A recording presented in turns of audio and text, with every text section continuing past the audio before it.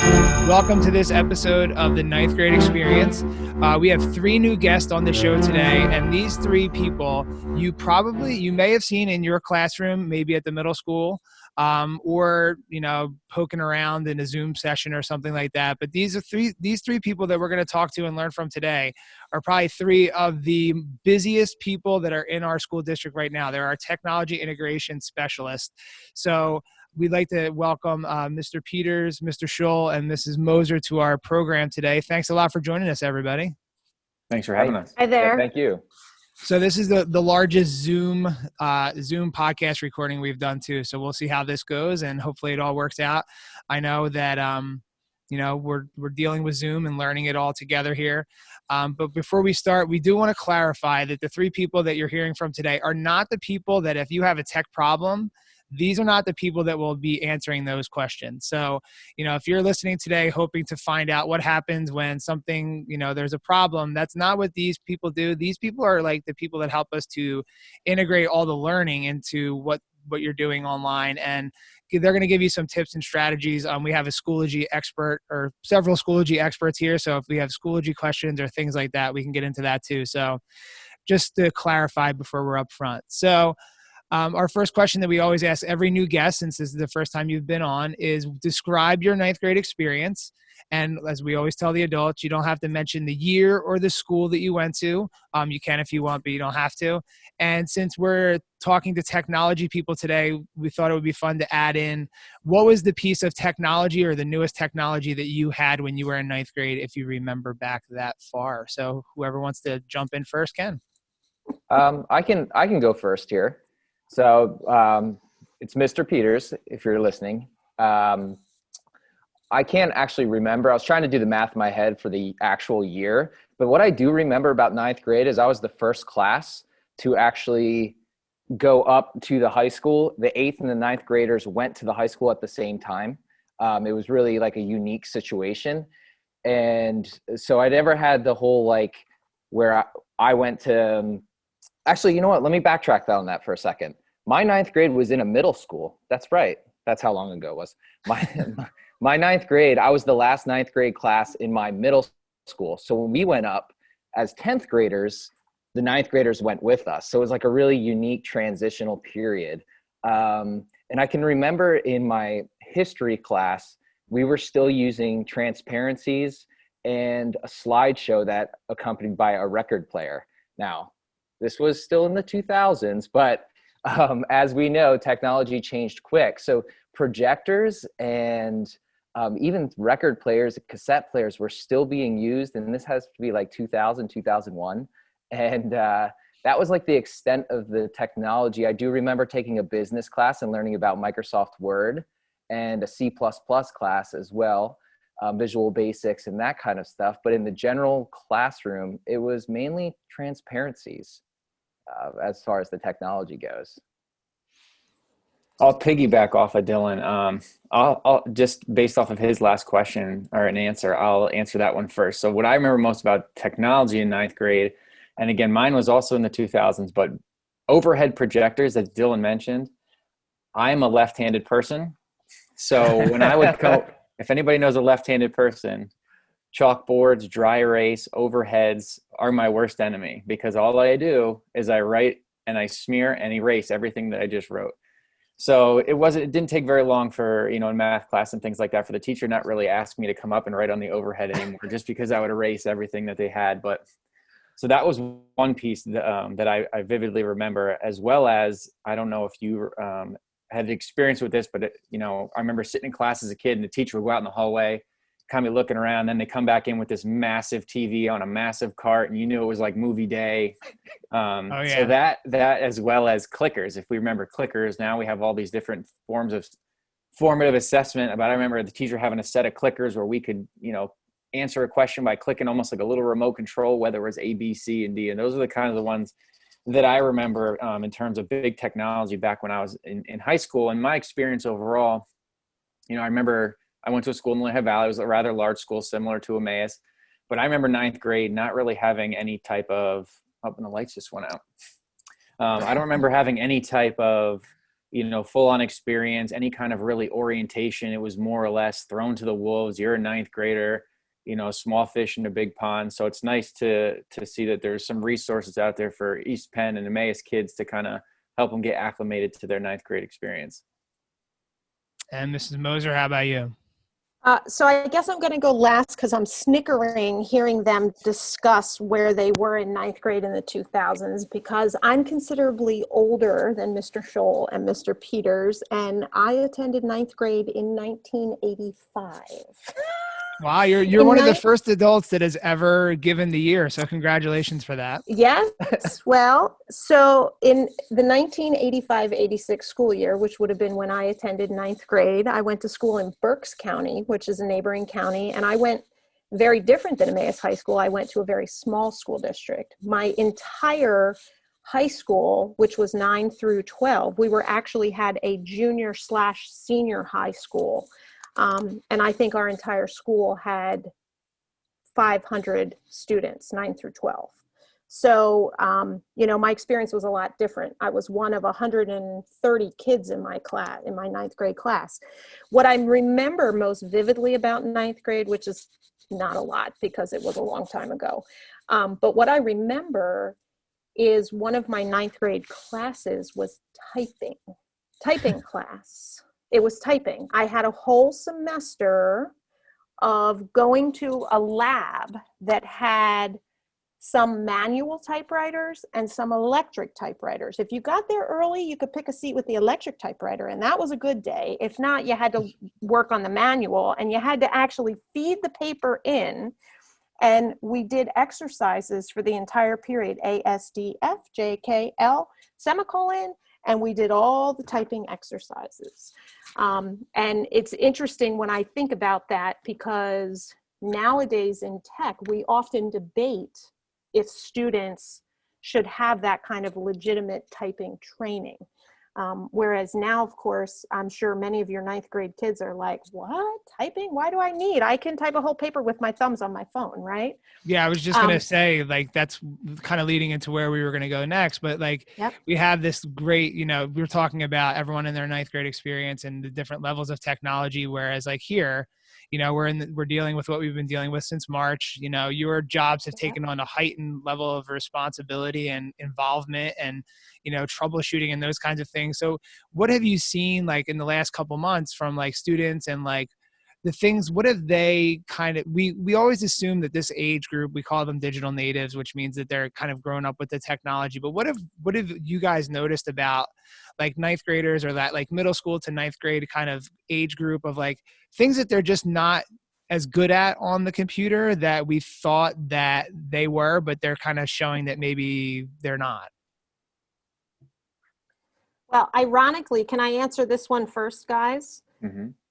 Ironically, I live with a ninth grader. My oldest son is in ninth grade this year. So I can tell you that from a personal level, he's working on a Chromebook. He's working remotely, and he clicks everything so fast, he doesn't read anything.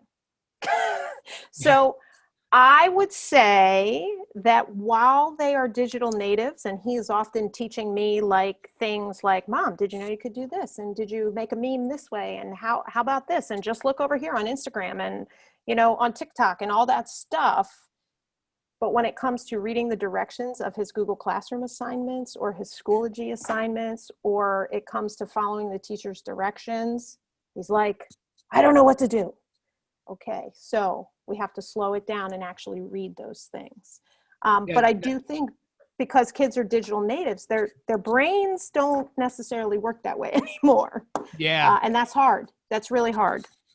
That's an interesting point, to kind of say about reading the directions and those kinds of things. We always have to encourage students to slow down, to actually read, to actually think that there are directions, and then to read them. Right. And kind of actually process what they need to do before they just jump in and click away. How about Mr. Peters or Mr. Scholl? Anything that you have noticed or kind of had your eyes open to in the last couple months to what students are struggling with in the technology area? Well, I think first off, they're incredibly resourceful, and they can learn stuff that they want to learn on their own very easily. Great at the art of Googling. However, if I hear one thing that just middle school and high school students struggle with, it's checking and being on top of their email. When teachers are emailing different things, it's just that I know us four every morning, we probably wake up and one of the first things we probably do is check our email. For students, the responsibility of checking the email sometimes comes later on. And I think that's one skill that is a life skill. And it is something that they're going to be having to do probably for the rest of their life, you know? And so if I had to signal out one thing, and that's something that I've heard from various teachers as well. And part of that is because, you know, how when you share a Google Doc, you get an email, and sometimes we get inundated with tons of emails and notifications through just Google or Schoology. But when you get that personal email from the teacher about maybe a missed assignment or something that's upcoming, sometimes they may not see that. So it's attention to detail, that kind of small stuff. Yeah, I can piggyback onto that one a little bit with the attention to detail. And it also touches a little bit what Mrs. Moser was saying. Not necessarily instruction, but I would say a big one that I've noticed is following all the proper steps. So, you know, we have a Zoom link up. If I'm a teacher, I have a simple Zoom link up. The kids think, oh, well, you know, it's just easy. I can, you know, click on it, or I can just type in the code and off we go. Unfortunately, with some of the way our devices are managed and the way things are set up for security purposes, we have to, you know, follow certain steps. Us, not only as students, but as teachers, we have to follow those same steps. So for a Zoom, you know, I found that some students struggle, not that they're doing it incorrectly. They know where to find the link. They know where to go.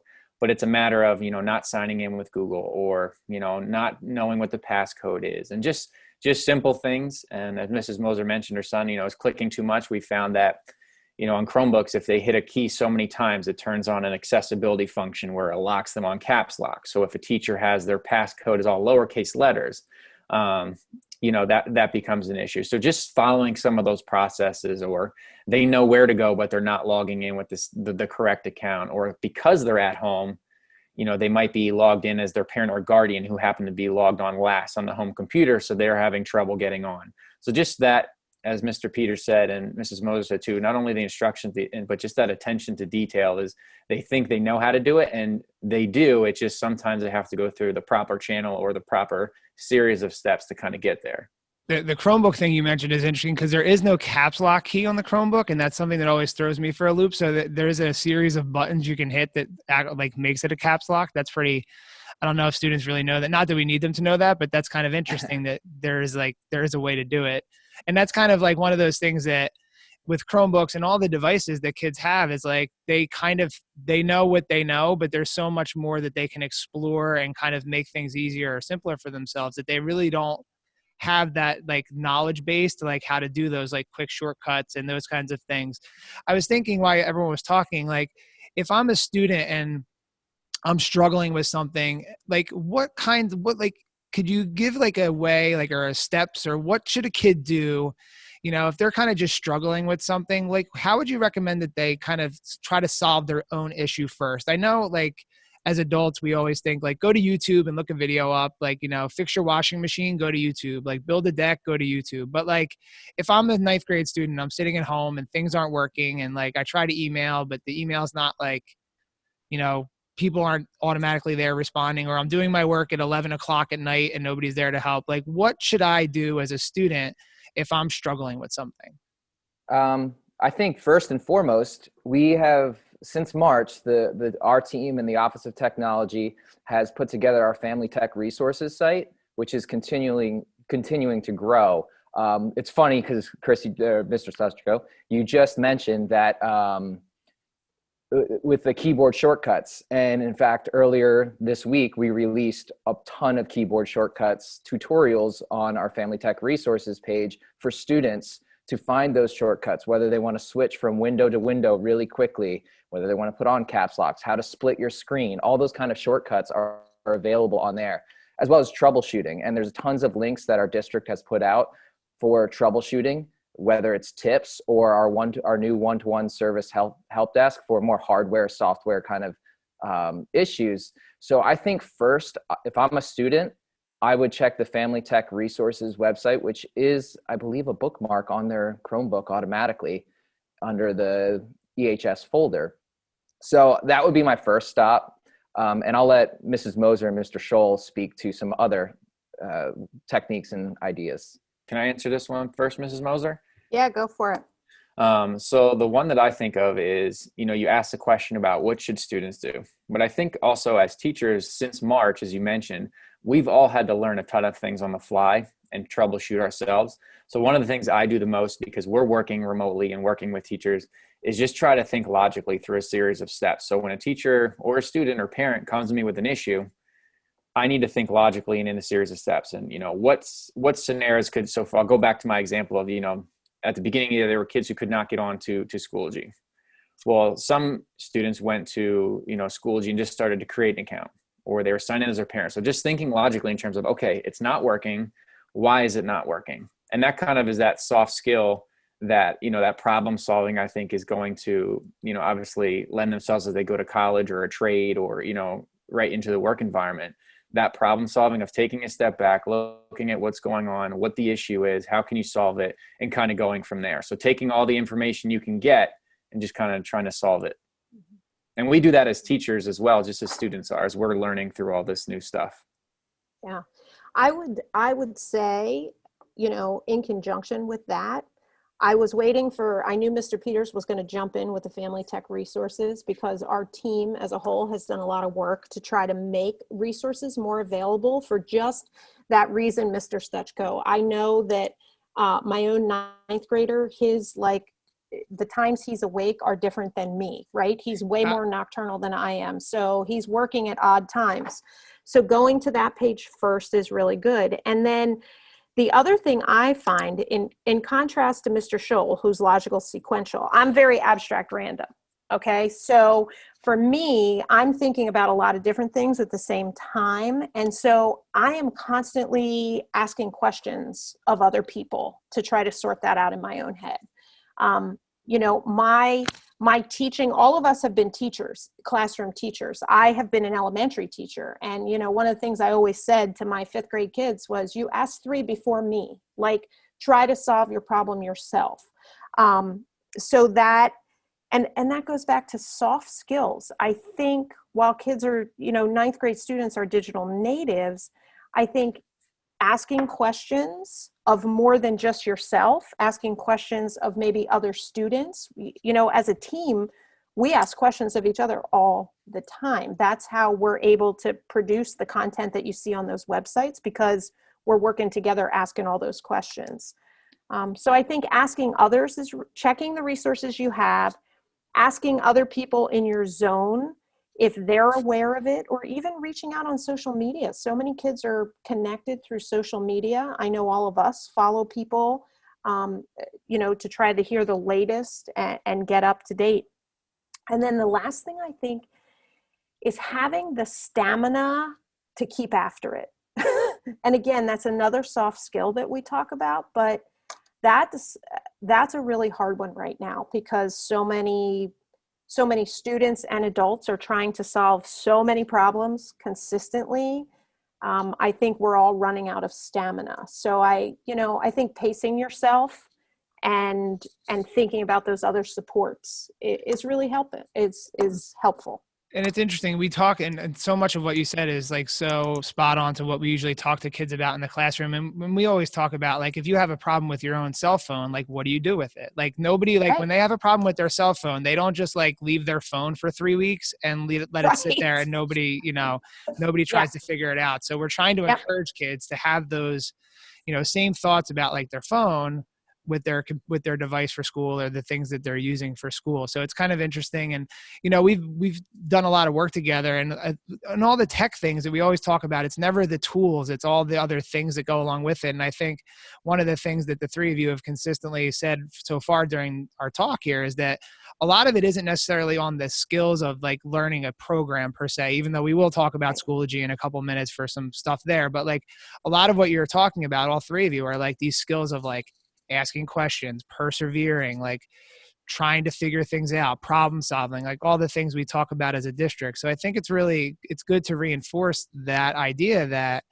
while we have all this new technology, we have Zoom, we have Schoology, we have all the different stuff, it does come down to the idea of can I sit and try this for 5 minutes before I get frustrated and throw the computer across the room? Don't do that, by the way, because that's not good. But you know what I mean? Like we're talking about, we have the 3 people in our district that have a lot of tech knowledge, and we haven't even talked about how to do a program, how to log on, all that stuff. It's been about all these different skills that are so critical to have that you need to kind of develop even before you get on the computer.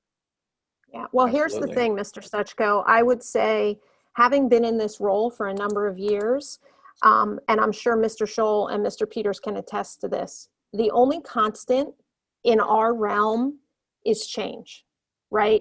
So even when we feel like we get to master a certain tool, whether it's Google Classroom or it's Schoology or it's Zoom or it's Google Meet, it very quickly changes and the tools themselves change. So that's why those, I'll say, soft skills become so pivotal and such a cornerstone of being successful in a tech world, right? It's not necessarily the tool and your fluency with the individual tool. It's your ability to adapt and change and learn those new things and have the stamina to do it. Yeah, and just to kind of reiterate that, and there's videos all over the internet that are popular that say, for an elementary student, it's like 70% of the jobs they're going to have aren't even created yet, and things like that.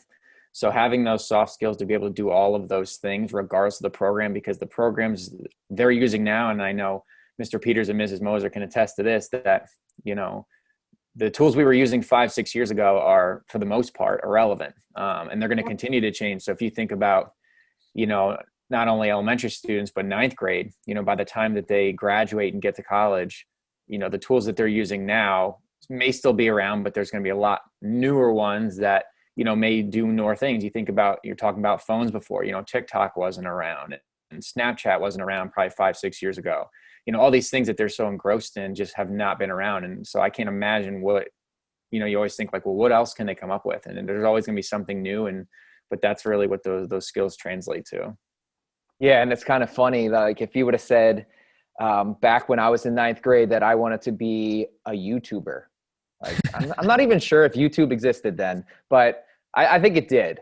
You would have been laughed at. Or if you wanted to manage a social media account, those kind of things didn't exist even 10 years ago.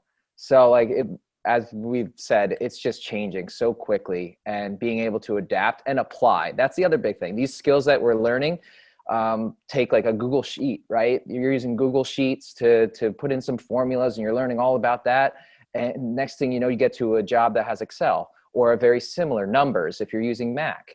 You can apply those skills you're learning across the board. And that's the important thing is here. We're looking at overarching skills and the soft skills as well with technology, not necessarily mastering a particular program. As we've all thought we mastered Google Meet in the spring, we're now working on mastering Zoom, right? So like it changes so quick. Yeah, absolutely. And we were going to end with asking like what, as a ninth grade student, like if you had a suggestion for them to kind of something to master or something to figure out by the end of your ninth grade year. And I was thinking before we started, like the technology piece or like something cool that they could use in their future. But it almost seems like the answer to the question has been stated now for the last couple minutes in a row. It's like developing that resiliency, developing the ability to change pretty much on the fly and those kinds of things as well too. So, I don't know if there is something you wanted to add in about just something that by the end of your ninth grade year, what should a student, like what kind of skills should a student have? Maybe you can add in some of the technology pieces too of like certain things that might be good to know, but like what kind of things by the end of the ninth grade year should a student who wants to be successful and, not just maybe in the technology world, but in classes in general, what should they kind of walk away at the end of this year with, like skills wise or resiliency wise, or what do you think? Yeah, I have one, and, Mr. Peters, Mrs. Moser, feel free to jump in. One, I'll lead with the tech first because I'll talk about the soft skills, but one I think is very valuable, not only for ninth grade, but for any person or any student of any grade, just because I think it'll translate as they get older. We talk about, and I've heard both of them mention as well, we talk about, kids these days consuming media, whether it's social media, whether it's video, And you talked about building a deck. I've done several home projects, and I've gone to YouTube and been able to figure out how to tile and make furniture and things like that. So I think the ability to create some form of media, whether it's through, video editing. I remember when, video editing just has a lot of those skills in terms of time management, organization, what's their workflow? How can they be efficient? How can they stay organized? How can they troubleshoot and problem solve? Just a lot of those skills, I think, translate well to that media, video editing, even photography, things like that, that now, every company has social media for the most part. They have a team, even Kutztown now, I think it's a major or a minor has social media, as an option. So it's constantly growing, and I don't foresee media and consuming that to be any less. So I think that skill, as well as all those soft skills that go along with it, for me would be one that I think would translate well for a ninth grade or any high school student. So I was thinking of one, Mr. Peters, if you want me to jump in next. I was thinking about communication through technology, right? Like, I think, figuring out how to communicate with teachers, with adults that you need to stay connected with is really crucial, and coming up with a workflow that works. I know somebody mentioned, Mr. Peters mentioned about how important it is to check your Gmail, which I know many students do not value email and Gmail, but the fact of the matter is there are a lot of people who still communicate that way. So figuring that out, and even how you can filter those notifications that are coming in from some of the other tools so that you don't miss the important email communications, and figuring out a workflow that works for you, whether you're pinning your Gmail up on your bookmarks bar in Chrome, you're getting in the habit of checking that every morning. Gmail has a feature now where you can add that particular email to a task, to your Google Keep tasks. So coming up with that workflow so you can be successful and you have some sort of structure to that. Well, Mr. Scholl went create, Mrs. Moser went communicate. I guess I have to go collaborate, right? So we didn't even plan that. That was really good. That was good. Yeah. But no, it's so true. And Mr. Scholl was talking about that video about the 70% not created. They also show what skills are going to be the most valued in the workforce in the next 5 years. And one of the big ones is not necessarily collaborate, but teamwork. We were all hired here at East Penn, and we all know the hiring process was they value teamwork. You want to be able to work with your team, whether that's your grade level, whether that's a department. For us, it's our little team here of 3. We have to be able to work together. And one of my favorite sayings is the smartest person in the room is the room. And you have to be able to work together and collaborate as a class. You have to be, if you're doing small group projects, you want to really listen to all the people in that group. And this is something that can apply not just to group work, but to everything. We were forced into this mode of learning where it's remote. And I think collaboration in breakout rooms and stuff like that is so valuable. We're so fortunate. If we go back to our 9th grade year and think about if this pandemic hit when our 9th grade year happened, what would we have done? It would have been an entire shutdown. Yeah, absolutely. And so I know a lot of things, network, and we've had some Wi-Fi issues and that stuff, but those issues wouldn't have happened when I was in 9th grade. The learning wouldn't have happened. So when we try to always paint things in a positive light, some of these things that we're looking at and saying, oh man, I can't watch this video. My Wi-Fi is just spinning. Zoom's not working. I can't log into Schoology and so on. None of that would have even occurred in my 9th grade year because it would have just completely halted and there would have been no more learning for any of us in 9th grade, the 4 of us. It would all just stop. So we'd like to take an opportunity to thank Mr. Peters, Mrs. Moser, and Mrs. Scholl here for a great discussion about technology and the overall picture of why it's important in our district and what's going on now. We're going to do a separate episode that will be available on a different feed. It'll be more focused on like questions about Zoom and Schoology and things that you're seeing in the Tech Tuesday, because we wanted to give you a separate piece for that too, in case people were kind of wondering like, where are all the strategies? Where's the tips? Why isn't my Schoology doing this? But I think this conversation was really great for students to hear, because so much of it didn't even focus on a device. We didn't talk about like your Chromebook. We didn't talk about iPads. We talked about things that you can control even without Wi-Fi. You can control a lot of the things that we talked about today. So this is part 1, and we'll hopefully you want to tune into part 2. So there'll be a video and the audio for part 2 as well too. So thanks a lot for joining us, and we'll hear from you shortly. So thanks a lot, everybody. Thanks.